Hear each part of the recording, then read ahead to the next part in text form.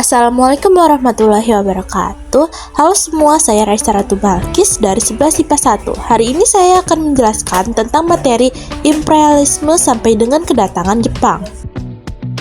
Yang pertama, faktor yang mendorong bangsa Eropa melakukan penjajahan. 1. Adanya semangat penaklukan terhadap orang-orang yang beragama Islam. 2. Jatuhnya Konstantinopel, ibu kota Imperium Romawi Timur, ke tangan dinasti Utsmani Ottoman Turki pada 1453. 3. Adanya keinginan mengetahui lebih jauh mengenai rahasia alam semesta, keadaan geografi, dan bangsa yang tinggal di belahan bumi lain. 4. Adanya keinginan untuk mendapatkan rempah-rempah. 5. Ingin memperoleh keuntungan atau kekayaan yang sebanyak-banyaknya. Yang kedua, penjelajahan bangsa Portugis. Penjelajahan bangsa Portugis diawali penjelajahan Prince Harry 1394 sampai 1460 di pantai barat Afrika. 1487, Bartolomeus Dias mencapai ujung selat Afrika Selatan, Tanjung Harapan. Selat Malaka direbut pada tahun 1511, sementara pelabuhan di Maluku sebagai pusat rempah-rempah dikuasai pada tahun 1512. Yang ketiga, penjelajahan bangsa Spanyol Christopher Columbus 1480 sampai 1521. Ferdinand Magellan diperintah Raja Spanyol Charles V untuk menemukan jalur langsung ke Pulau Maluku. Namun, baru sampai Kepulauan Filipina, Magellan terbunuh. Yang keempat, penjelajahan bangsa Inggris. Abad 18, para pedagang Inggris sudah ada di Indonesia sebagai saingan VOC. Namun, 1811, Thomas Stamford Raffles, Inggris berhasil merebut seluruh kekuasaan Belanda di Indonesia. Kebijakan Raffles, sistem sewa tanah, unsur paksa diganti dengan unsur kebebasan, sukarela dan punya perjanjian kontrak.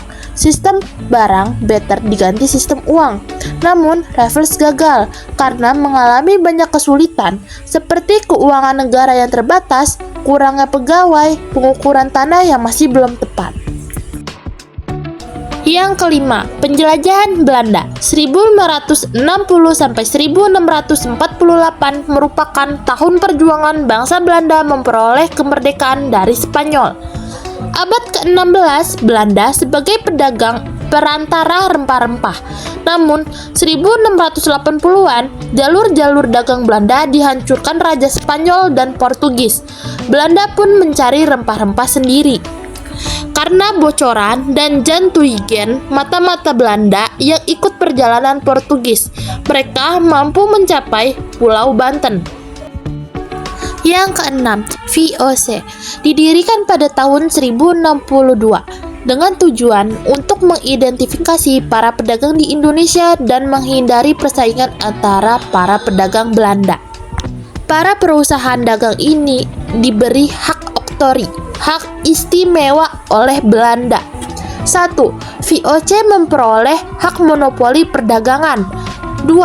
VOC memperoleh hak untuk mencetak dan mengeluarkan uang sendiri. Yang ketiga, VOC dianggap sebagai wakil pemerintah Belanda di Asia. 4. VOC berhak mengadakan perjanjian.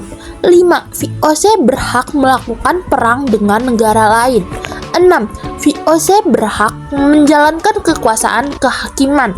Ketujuh, VOC berhak mengadakan pemungutan pajak.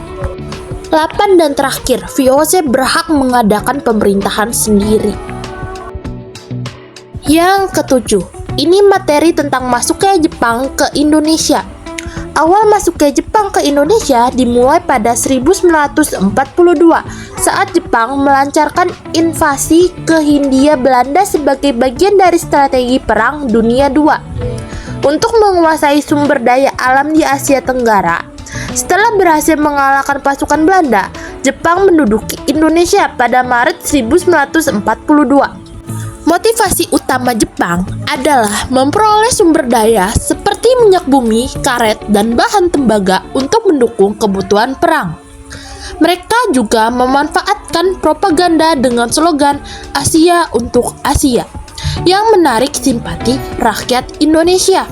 Namun, pemerintah Jepang di Indonesia kemudian berubah menjadi keras dengan penerapan kerja paksa, romusa, dan eksploitasi besar-besaran. Pendudukan Jepang berlangsung hingga 1945, berakhir dengan kekalahan Jepang dalam Perang Dunia II. Masa ini menjadi titik penting dalam sejarah perjuangan kemerdekaan Indonesia. Wassalamualaikum warahmatullahi wabarakatuh. Terima kasih semua.